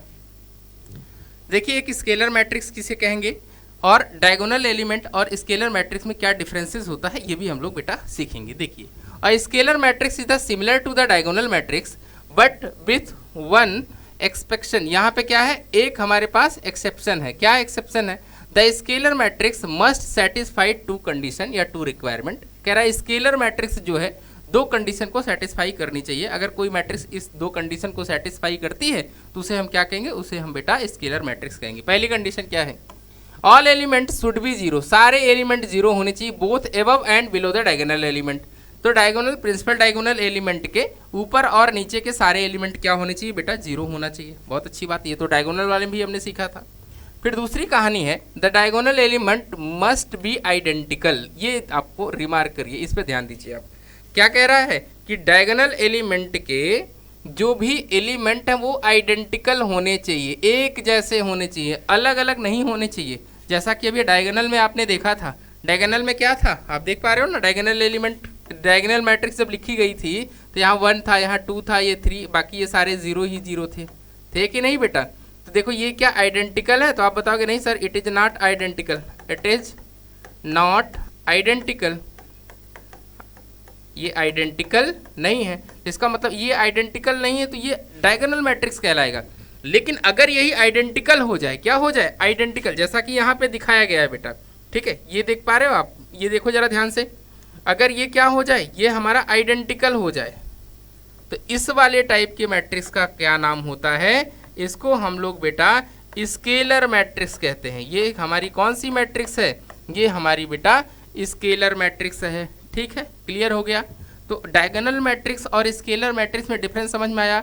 डायगोनल मैट्रिक्स वाले केस में जो उसके डायगोनल एलिमेंट हैं वो आइडेंटिकल नहीं होने चाहिए, वो आइडेंटिकल नहीं होने चाहिए। लेकिन स्केलर मैट्रिक्स के केस में क्या है कि वो जो आपके पास प्रिंसिपल डायगोनल के एलिमेंट हैं वो सारे कैसे होने चाहिए, वो सारे आइडेंटिकल होने चाहिए। अगर ऐसा है तो उसे आप क्या कहेंगे, उसे आप बेटा स्केलर मैट्रिक्स कहेंगे। अब नोट में देखिए, all the scalar matrix are diagonal matrix, बिल्कुल बात सही है। सारे जो हमारे स्केलर मैट्रिक्स हैं उसे हम आइडेंटिकल मैट्रिक्स कह सकते हैं, बिल्कुल कह सकते हो। लेकिन क्या डायगोनल मैट्रिक्स को हम स्केलर कहेंगे, ऐसा जरूरी नहीं है बेटा, ऐसा हर बार जरूरी नहीं है। इसका मतलब ये स्केलर भी है एज वेल एज क्या है, as well as it is also called diagonal matrix. इसे हम एक और नाम से भी जान सकते हैं या बोल सकते हैं, ये क्या है, एक डायगोनल मैट्रिक्स है। ठीक है बेटा, ओके। चलिए अब बात करते हैं बेटा यूनिट मैट्रिक्स की, यूनिट या आइडेंटिटी मैट्रिक्स। ठीक है, इसको हम लोग बेटा IN से दिखाएंगे या IA से भी दिखा सकते हो। क्यों, क्योंकि ये एक ऐसी आइडेंटिटी मैट्रिक्स है जो जिस ऑर्डर की होगी उसके डायगोनल एलिमेंट क्या होंगे, सारे 1 1 होते हैं। इसको बेटा हम लोग, अगर ये 2 क्रॉस 2 की है तो ये I2 से दिखाई जाएगी। देखो 1 0 0 और 1, इसका मतलब क्या है कि ये भी एक क्या है, ये भी एक हमारी स्केलर मैट्रिक्स जैसी है। कैसी है, स्केलर मैट्रिक्स जैसी है, जिसके प्रिंसिपल डायगोनल के ऊपर और नीचे वाले सारे एलिमेंट जीरो होते हैं। लेकिन जो ये बेटा हमारा प्रिंसिपल डायगोनल है ना, उसके एलिमेंट आइडेंटिकल होंगे बट 1 के बराबर होने चाहिए, ये बात ध्यान रखना है आपको। वो स्केलर वाले केस में क्या था कि वो सारे एलिमेंट हमारे आइडेंटिकल होने चाहिए, वहाँ कोई रिस्ट्रिक्शन नहीं था कि वो 1 नहीं हो सकता, 2 नहीं हो सकता, 3 नहीं, ऐसा कुछ नहीं था वहाँ पे। यहाँ पे क्या है कि आइडेंटिटी वाले केस में एक रिस्ट्रिक्शन ये है कि जो भी प्रिंसिपल डायगोनल के एलिमेंट हैं वो सब बेटा 1 के बराबर होने चाहिए। किसके बराबर होने चाहिए? 1 के बराबर होना चाहिए। यानी अगर कुल मिला के बात की जाए आइडेंटिटी मैट्रिक्स की, किसकी बात की जाए बेटा? आइडेंटिटी मैट्रिक्स की, तो एक ऐसी मैट्रिक्स, एक ऐसी स्क्वायर मैट्रिक्स, ये भी ध्यान रखिएगा, ये सब किसके पार्ट आप लोग पढ़ रहे हो बेटा? ये सब हम सब पढ़ रहे हैं स्क्वायर मैट्रिक्स का पार्ट, ठीक है। तो एक ऐसी स्क्वायर मैट्रिक्स जिसके प्रिंसिपल डायगोनल जो भी एलिमेंट है वो 1 के बराबर है और बेटा उसके ऊपर और नीचे की सारी वैल्यू, सारी एंट्री 0 के बराबर होनी चाहिए। तो इस तरह की मैट्रिक्स का क्या नाम होता है? इस तरह की मैट्रिक्स का नाम होता है बेटा आइडेंटिटी मैट्रिक्स। अब बात करें, कुछ कंक्लूजन है हमारे पास। All identity matrix are scalar matrix, बिल्कुल सही बात है बेटा। जितनी सारी आइडेंटिटी मैट्रिक्स होंगी सब स्केलर होंगी, क्योंकि स्केलर की क्या खास बात थी? उसके डायगोनल एलिमेंट सारे इक्वल यानी आइडेंटिकल होने चाहिए, और कोई खास तो बात तो थी नहीं। All scalar matrix are diagonal matrix, ये भी बात सही है। All diagonal matrix are a square matrix, समझ में आई बात? तो ये सब पहली बात तो स्क्वायर मैट्रिक्स के ही पार्ट हैं, उनके टाइप्स हैं। अगर स्क्वायर मैट्रिक्स का टाइप पूछा जाए तो आप बता सकते हो सर कई टाइप की होती, कौन कौन सी? जैसे डायगोनल मैट्रिक्स हो गई, उसके बाद स्केलर मैट्रिक्स हो गई, आइडेंटिटी मैट्रिक्स हो गई, ये सब कौन सी मैट्रिक्स हैं? ये सब हमारी स्क्वायर मैट्रिक्स के पार्ट है बेटा, ठीक है। ओके, चलिए इसको किससे डिनोट करते हैं? समझ में आ गया बेटा? IN से डिनोट करते हैं हम लोग। जिस ऑर्डर की हमारी मैट्रिक्स होगी उसे ही हम लिखेंगे। जैसे किसी ने कहा कि सर I3 लिखना है, I3 का मतलब समझ रहे हो बेटा? ये 3x3 की हमें एक आइडेंटिटी मैट्रिक्स लिखनी है, 1 0 0 0 1 0 0 0 1। इसका मतलब सिर्फ डायगोनल एलिमेंट सर 1 1 होंगे, बाकी सारे एलिमेंट 0 0 होंगे। क्लियर हो गया बेटा? तो इस तरह के मैट्रिक्स का क्या नाम होता है? इस तरह के मैट्रिक्स का नाम होता है आइडेंटिटी मैट्रिक्स। क्लियर बेटा? चलिए नेक्स्ट देखते हैं। अब आते हैं हम लोग, ये भी स्क्वायर का ही पार्ट है। ये सब क्या है? Upper triangular, lower triangular.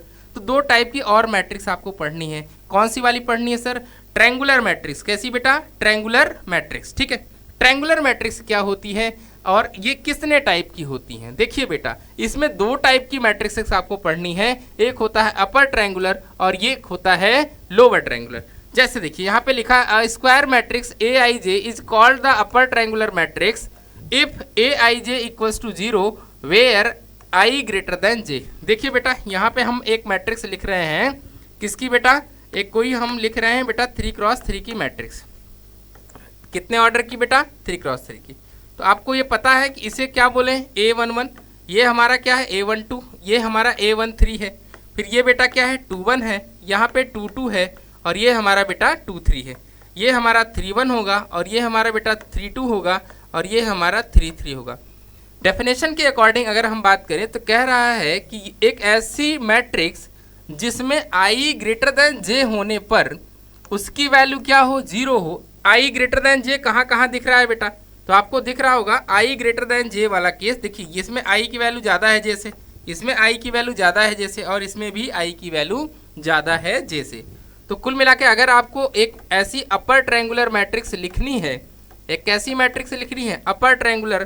तो ये वाला देखो एलिमेंट 0 लिखना पड़ेगा, ये एलिमेंट 0 लिखना पड़ेगा और ये भी एलिमेंट आपको 0 लिखना पड़ेगा। अगर ऐसा आप कोई भी केस लिखते हो तो इसका नाम क्या हो जाएगा? इसका नाम होगा, इस टाइप की मैट्रिक्स का नाम होगा अपर ट्रायंगुलर मैट्रिक्स। आप देखो सिर्फ ऊपर ऊपर ट्रायंगल, डायगोनल को अगर हम इंक्लूड कर लें मेरे बच्चे तो यहाँ देख पा रहे हो ये है डायगोनल दिख गया और ऊपर ऊपर आपको क्या दिखेगा? एक ट्रायंगल बनता हुआ नजर आएगा। सिर्फ यहाँ पे कहाँ मिला सर? डायगोनल के नीचे आपको ट्रायंगल नहीं मिला है, डायगोनल को इंक्लूड करते हुए और उसके ऊपर ही मिला है। तो इसीलिए इसका क्या नाम हो गया? इसका नाम हो गया अपर ट्रायंगुलर मैट्रिक्स। क्या नाम हो गया मेरे बच्चे?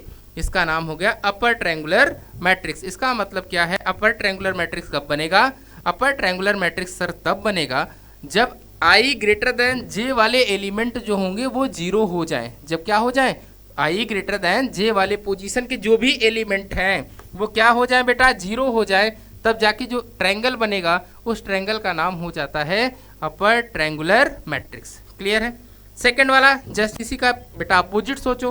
कब ये बेटा लोअर ट्रायंगुलर बनाएगा, ये जे की वैल्यू बड़ी होनी चाहिए आई से। इसका मतलब जहां जहां जिस पोजीशन पे यानी जिस एंट्री पर जे क्या है आई से बड़ा है, वो वाला पोजीशन क्या होना चाहिए, 0 होना चाहिए। किसके लिए बेटा, लोअर ट्रायंगुलर के लिए। ठीक है, तो हम क्या कर रहे हैं, वो वाली मैट्रिक्स आपको बना के दिखा रहे हैं। तो मान लीजिए ये आपके पास कोई एक मैट्रिक्स है, एक कोई मैट्रिक्स ए है, और यहाँ पे ये वाला पोजीशन A11 है बेटा, ये क्या है A12 है, और ये 13 है। ये कौन सा होगा, ये 21 होगा बेटा, ये क्या होगा 22 होगा, और ये हमारा 23 होगा। ये बेटा 31 हो गया, और ये हमारा 32 हो गया, और ये बेटा 33 हो गया।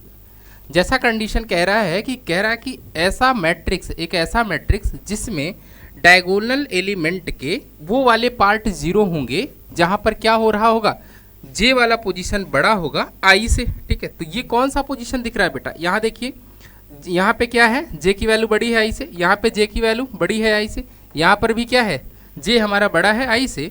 तो यानी ये कुल मिला के कैसा होना चाहिए, ये सब हमारे 0 होने चाहिए।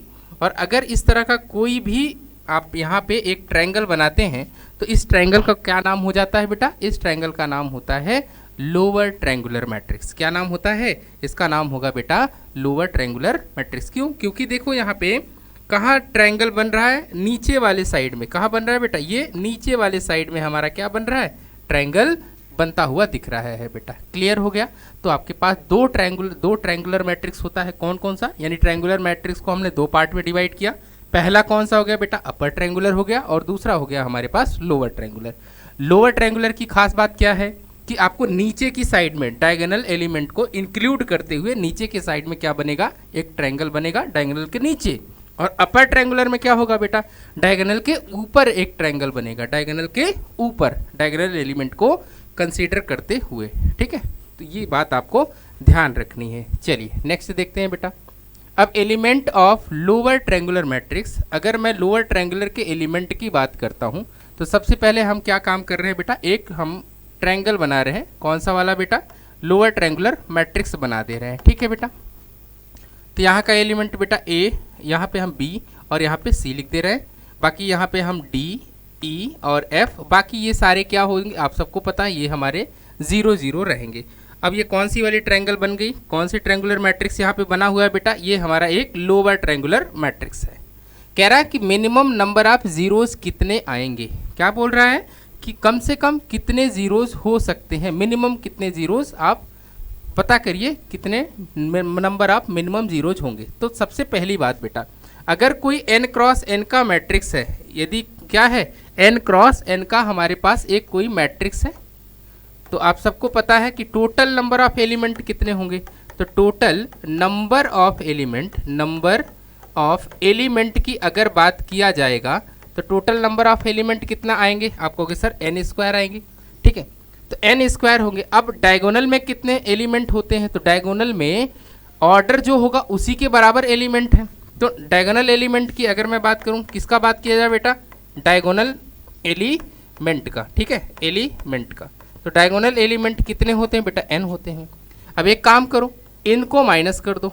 अगर मैं इनको माइनस करता हूं तो बचे वाले कौन से, बचे वाले दो पार्ट के एलिमेंट कौन कौन सा बेटा, ये अपर वाले बेटा, और ये कौन से वाले, लोअर वाले। ठीक है, जितना ऊपर एलिमेंट बचेगा उतना ही तो लोअर एलिमेंट बचेगा।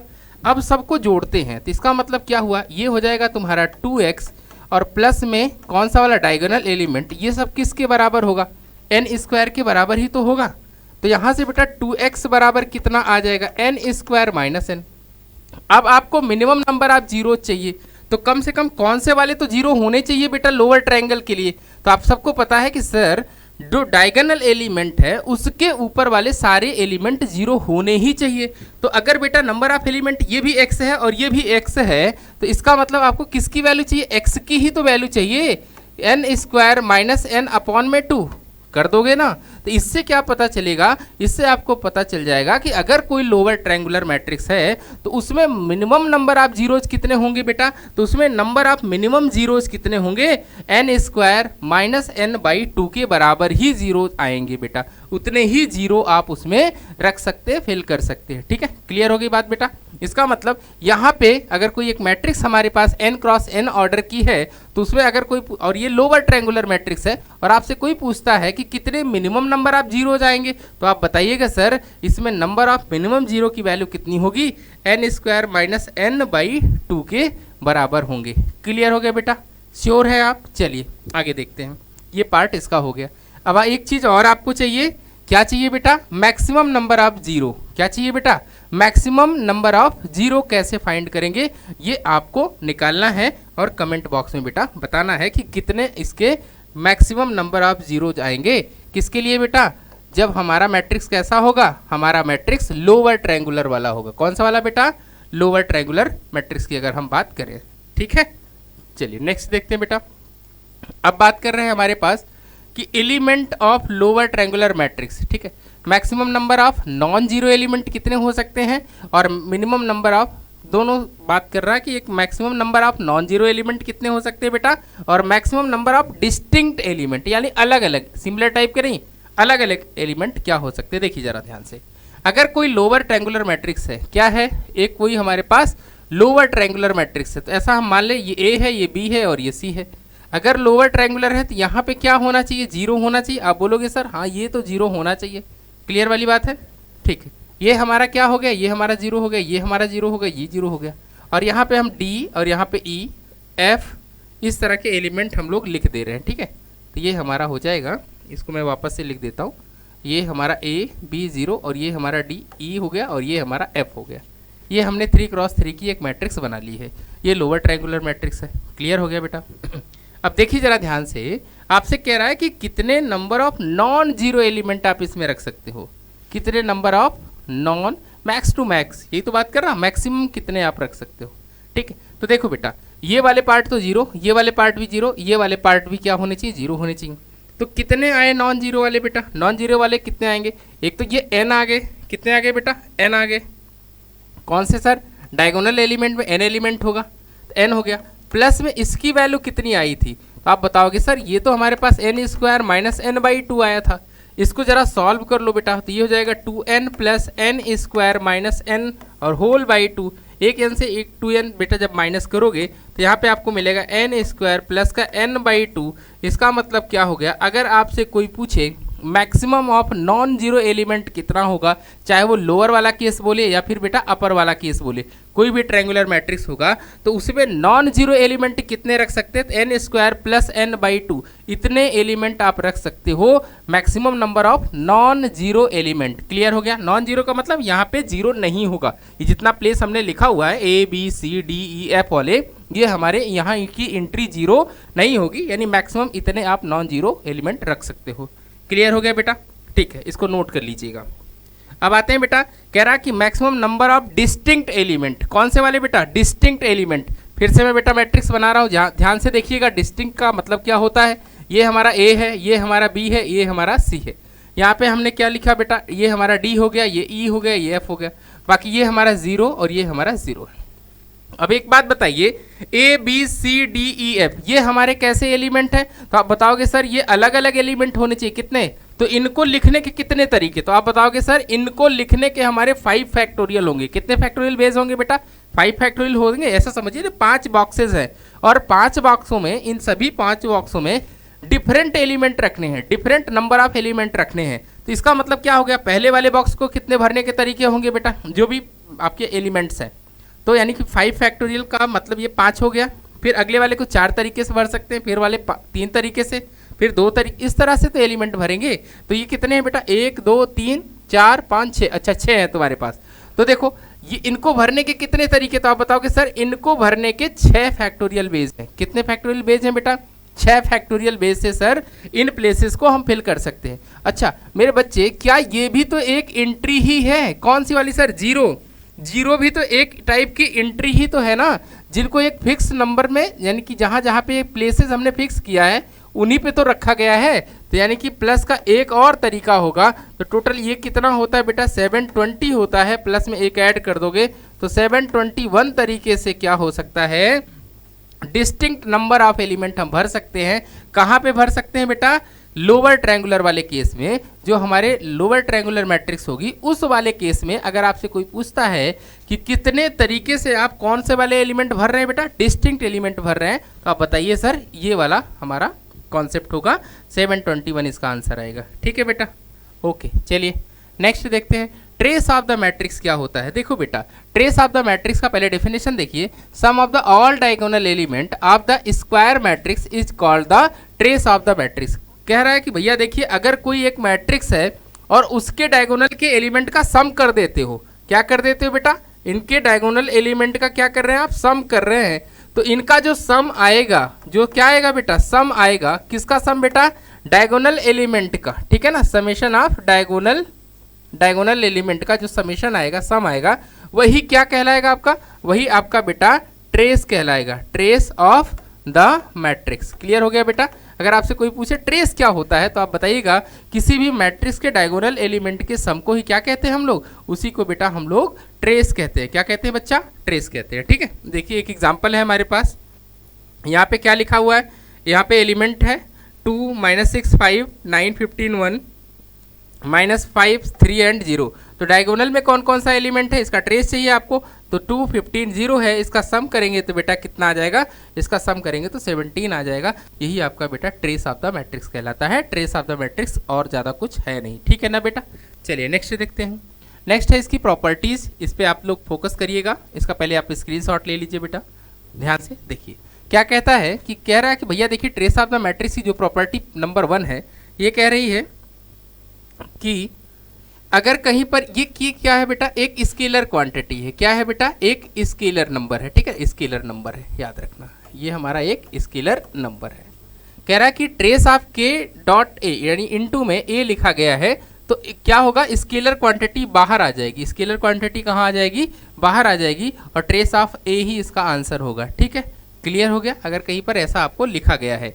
फिर यहाँ पे देखिए, अगर ट्रेस ऑफ ए लिखा गया है और किसी मैट्रिक्स का ट्रांसपोज लिखा गया है, यानी एक आपके पास मैट्रिक्स है और एक दूसरा क्या है, मैट्रिक्स का ट्रांसपोज है, ट्रांसपोज अभी आप आगे पढ़ोगे, तो दोनों के केस में दोनों का ट्रेस सेम होगा। यानी कहीं पर अगर आपको ट्रेस ए लिखा है, यानी मैट्रिक्स का ट्रेस लिखा गया है, तो यही किसके इक्वल होगा, ट्रेस ऑफ ए के ट्रांसपोज के इक्वल होगा, ऐसा रूल बता रहा है। ठीक है बेटा।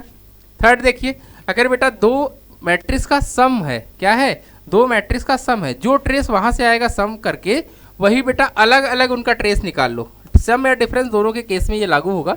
ट्रेस ऑफ ए निकालो, देन ट्रेस ऑफ बी निकालो, दोनों को ऐड करो, जो रिजल्ट देगा वही आप पहले ही मैट्रिक्स का सम कर लो। इसका मतलब आपके पास दो मैट्रिक्स है, एक मैट्रिक्स ए है और एक मैट्रिक्स बी है, आप इनका पहले या तो सम कर लो, सम करने के बाद बेटा ट्रेस निकालो, trace of A plus B कर लो, जो रिजल्ट यहाँ से आएगा वही रिजल्ट कह रहा है इंडिविजुअल सम कर दो। ठीक है, अलग अलग सबका ट्रेस निकालो, इसका ट्रेस अलग, ए का ट्रेस अलग निकाला है बेटा, और बी का ट्रेस अलग निकाला, और दोनों को क्या कर दिया, ऐड कर दिया, तो दोनों का रिजल्ट क्या होगा, सेम होगा बेटा। ठीक है। प्रॉपर्टी नंबर 4 देखिए, कह रहा है कि अगर आप दो मैट्रिक्स का मल्टीप्लिकेशन करने के बाद ट्रेस निकाल रहे हो, जो रिजल्ट देगा वही उनके ऑर्डर को बदल देने पर भी ट्रेस आएगा, यानी ए बी का ट्रेस जितना होगा वही हमारा बी ए का ट्रेस होगा, वही हमारा बी ए का ट्रेस होगा। आप सबको पता होगा मैट्रिक्स मल्टीप्लिकेशन में ऐसा नहीं होता है, ए बी का रिजल्ट मे बी बी ए के बराबर होगा, मे बी बी ए का बराबर नहीं होगा, ये जरूरी नहीं है, ये जरूरी नहीं है कि जो ए बी का रिजल्ट आए वही बी ए का भी रिजल्ट आए, उसमें भी कंडीशन है। ये तभी इक्वल आता है जब ए या बी कोई एक जीरो हो, जब ए और बी कोई एक जीरो हो जाएगा बेटा, नल मैट्रिक्स हो जाएगा, तो उस केस में हम लोग ऐसी बातें करेंगे। ठीक है ना, तो ये बात आपको ध्यान रखना है। इतने आपको मैट्रिक्स की प्रॉपर्टीज पढ़नी है। अब यहाँ देखिए आपके पास कुछ प्रॉब्लम है, कह रहा है if trace of the matrix A, क्या बोल रखा है बेटा, कह रहा है कि trace of the matrix A, एक कोई मैट्रिक्स हमारे पास, इसका ट्रेस किसके बराबर है, 0 के बराबर है, कह रहा फाइंड करिए एक्स। तो आप सबको पता है कि ट्रेस ऑफ ए की वैल्यू क्या होता है बेटा, सम ऑफ ऑल डायगोनल एलिमेंट, यही हमारा समेशन, यही हमारा ट्रेस होता है बेटा। ठीक है, तो देखिए क्या करेंगे, सम कर दीजिए आप, x - 2 प्लस में बेटा कितना आ जाएगा, x² माइनस एक्स प्लस का 3 प्लस का x - 7, और ये सब किसके बराबर दे रखा है बेटा, 0 के बराबर दे रखा है। इस x से ये x कैंसिल हो जाएगा बेटा, यहाँ पे कितना लिखा है, x² लिखा है, ये प्लस में बेटा x लिखा जाएगा, और ये -7 है और ये -2 है, तो ये हो जाएगा आपका कितना, -9, और प्लस में बेटा 3 भी है इक्वल्स टू 0, तो ये आपके पास आएगा एक्स स्क्वायर प्लस का एक्स माइनस का 6 आ जाएगा और इक्वल्स टू क्या होगा 0। अब आप सबको इसका फैक्टर पता है, क्या क्या फैक्टर हो सकता है देखिए, तो इसका हम फैक्टर कर लेंगे। तो एक्स स्क्वायर प्लस में 3x माइनस में बेटा 2x और माइनस में 6 इक्वल्स टू 0। एक्स यहाँ से कॉमन कर लो तो x प्लस का 3 आ जाएगा और यहाँ से -2 कॉमन कर लोगे तो x प्लस 3 आ जाएगा बेटा। तो x की दो वैल्यूज आएगी, या तो x की वैल्यू आपकी -3 होगी या फिर बेटा कितनी होगी 2 होगी, ये दो वैल्यूज आ गई। ठीक है, अगर trace of the matrix of this, ये हमारे पास जो भी कंडीशन दिया है ये 0 के बराबर है, तो उस केस में x की क्या क्या वैल्यू होंगी यही हमसे पूछ रखा था। तो x की वैल्यू कितनी आएगी बेटा -3 आएगी एंड 2 आएगी। क्लियर है, चलिए नेक्स्ट देखते हैं बेटा। यहाँ पे देखिए कह रहा है कि आपके पास कोई एक मैट्रिक्स है, मैट्रिक्स कौन सी है, ये हमारे पास एक गिवन मैट्रिक्स है बेटा, ए दे रखा है, यहाँ 1 है 2 है 3 है 4 0 7 और बेटा -2 2 और -3 है। ठीक है, आपसे कह रहा है कि फाइंड आपको करना है, फाइंड ट्रेस ऑफ 3 इंटू ए। ये स्केलर वाला प्रॉपर्टी अभी आपने पढ़ा, क्या प्रॉपर्टी पढ़ा, ट्रेस ऑफ के ए अगर कहीं लिखा है तो आप क्या लिख सकते हो, के ट्रेस ऑफ ए लिख सकते। इसी प्रॉपर्टी का बेटा हम लोग यूज करेंगे, इसी प्रॉपर्टी का क्या करेंगे, यूज कर लेंगे। तो सबसे पहले के की वैल्यू कितनी है बेटा, के की वैल्यू यहाँ पे बेटा 3 है, के की वैल्यू कितनी है मेरे बच्चे 3 ऑफ ट्रेस ए कर लेते हैं।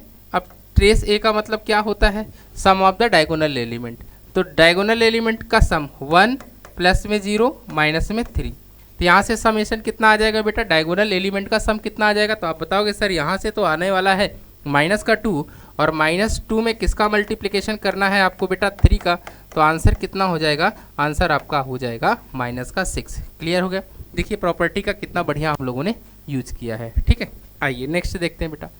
नेक्स्ट हमारे पास यहाँ दिया हुआ है, क्या दे रखा है, कह रहा है कि बेटा a प्लस बी दे रखा है, तो a प्लस 2b की वैल्यू दे रखा है हमारे पास 1 2 0 6 -3 एंड 3 माइनस का 5 3 बेटा 1, और इसी के साथ हमें दिया है a माइनस 2b, और ये कितना दिया है मेरे बच्चे, और ये हमें दिया हुआ है 2 -1 और 5, ये 2 -1 और 6 और 0 1 और 2, ये हमें दिया है बेटा। ठीक है, तो आपसे पूछ रहा है, क्या पूछ रहा है, आपसे पूछ रहा है trace of A minus trace of B कितना आएगा, trace of A minus trace of B कितना आएगा।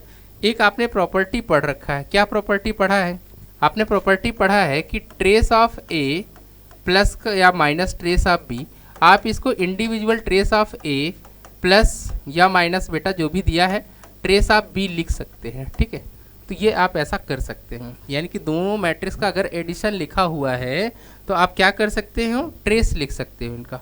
चलिए ट्रेस लिख लीजिए आप।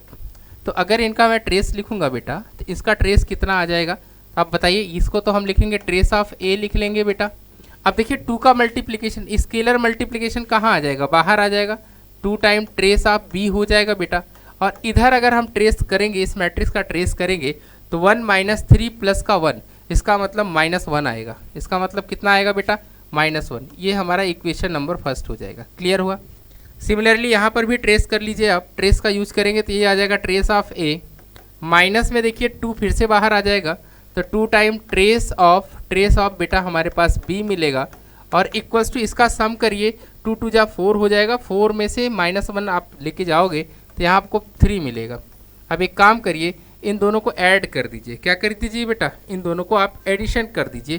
तो जैसे ही बेटा आप इनको ऐड करेंगे तो आपको मिलेगा क्या, ये इससे क्या हो जाएगा, कट जाएगा, यहाँ 2 time trace of A equals to हो जाएगा बेटा 3 और माइनस यहाँ से 2 मिलेगा, ये इससे कैंसिल होगा, तो ट्रेस ऑफ ए की वैल्यू कितनी आ जाएगी, ट्रेस ऑफ ए की वैल्यू आपकी 1 आ जाएगी। समझ में आई बात, ये ट्रेस ऑफ 1 आ गया।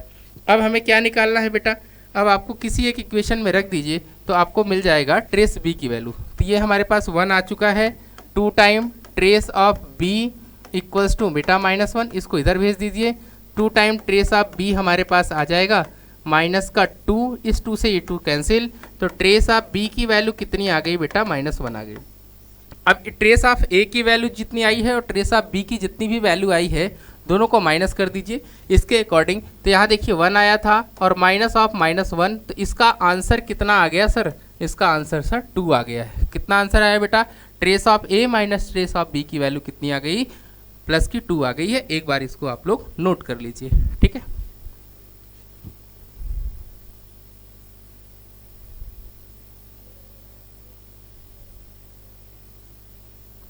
हो गया बेटा, नोट हो गया। चलिए नेक्स्ट देखते हैं। नेक्स्ट हमारे पास क्या है प्रॉब्लम, यहाँ पे सेम प्रॉब्लम है। अच्छा 2 बार हो गया वही प्रॉब्लम। ओके बेटा, तो हम लोगों ने आज की क्लास में ट्रेस पढ़ लिया है, टाइप ऑफ मैट्रिक्स पढ़ लिया है बेटा, और जो भी हमारे पास छोटी छोटी बातें बीच की थी कि डायगोनल मैट्रिक्स क्या होता है, स्केलर मैट्रिक्स क्या होता है, ये सारी कहानी हम लोगों ने देख लिया है बेटा। तो नेक्स्ट वीडियो में बेटा हम लोग डिस्कस करेंगे कि जो भी बचे हुए पार्ट मैट्रिक्स हैं, टाइप ऑफ मैट्रिक्स में जो भी बचा हुआ पार्ट है, या फिर हमारे ट्रांसपोज ऑफ द मैट्रिक्स क्या होता है, और उससे रिलेटेड सिमेट्रिक मैट्रिक्स क्या होता है, स्क्यू सिमेट्रिक मैट्रिक्स क्या होता है, ये सारी चीज़ें हम लोग कवर करेंगे, ठीक है बेटा। तब तक के लिए आप लोग खूब इंजॉय करिए, अच्छे से पढ़ाई करिए। आप लोगों को मिलते हैं हम नेक्स्ट वीडियो में, ठीक है बेटा। Thank you so much.